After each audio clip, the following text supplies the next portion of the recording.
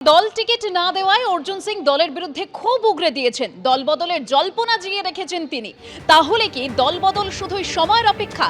তার কারণ তাৎপর্যপূর্ণভাবে অর্জুন সিং এর অফিস থেকে অভিষেক বন্দ্যোপাধ্যায় এবং মমতা বন্দ্যোপাধ্যায়ের ছবি সরিয়ে দেওয়া হয়েছিল এবং তারপর সেখানে রাখা হলো নরেন্দ্র মোদীর ছবি।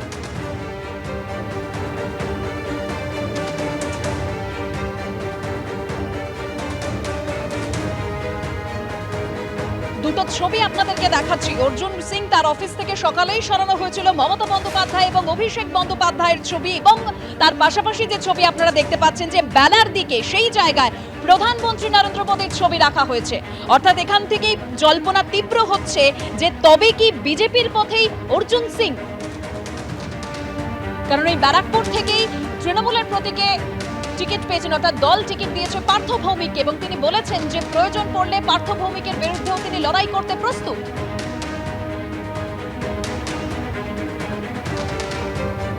টিকিট না পেয়ে একাধিক বিষয় বক্তব্য রেখেছেন তিনি। সকালে যেরকম আমরা যে ছবি আপনাদেরকে একদিকে দেখাচ্ছি যে মমতা বন্দ্যোপাধ্যায় অভিষেক বন্দ্যোপাধ্যায়ের ছবি সরিয়ে দেওয়া হয়েছে, বেলাতেই সেখানে রাখা হলো প্রধানমন্ত্রীর ছবি।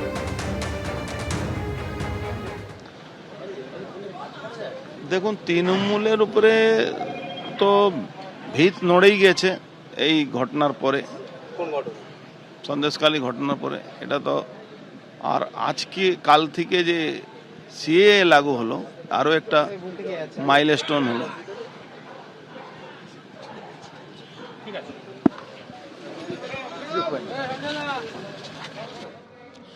অর্জুন সিং তিনি প্রথমেই বলেছিলেন যে তিনি দল তাকে পছন্দ করছে না, তিনি দলে আনওয়ান্টেড এবং তাকে বেইজ্জত করা হয়েছে, পরিকল্পনা করে বঞ্চিত করা হয়েছে। এইভাবে তিনি ক্ষোভ উগরে দিয়েছেন দলের বিরুদ্ধে।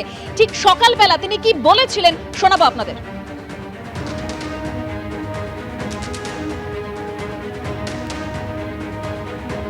ভাবে সরিয়ে দিয়েছেন উনি নিজেই, আমি থোড়ে সরালাম।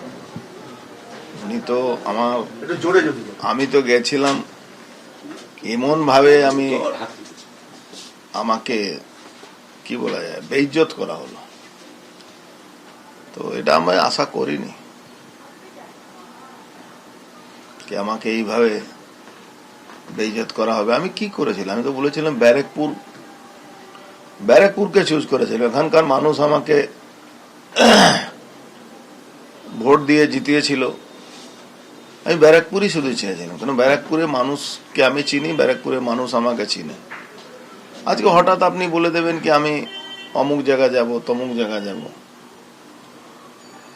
তারপরে এই সবটাই একটা মনে হলো কি একটা পুরোপুরি প্ল্যান ওয়েতে আমাকে ডিপ্রাইভ করে দেওয়া হলো, প্ল্যান ওয়েতে।